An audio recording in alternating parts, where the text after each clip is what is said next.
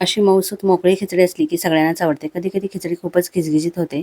अशी मोकळी खिचडी होण्यासाठी साबुदाणा चांगला भिजवणं गरजेचं असतं. आधी साबुदाणा चांगला स्वच्छ धुवून तो भिजत घालायचा. एक 15 मिनिटं पाण्यामध्येच भिजू द्यायचा.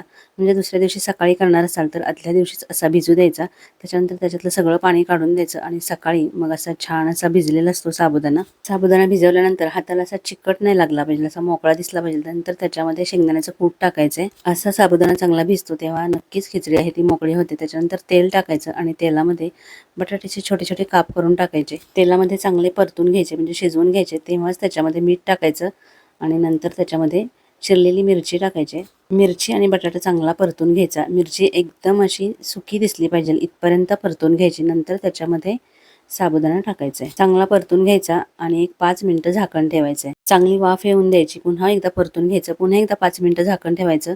छान मोकळी अशी खिचडी तयार होते. खिचडी झाल्यानंतर एखाद्या भांड्यात काढून ठेवायची, नाहीतर कडक होते.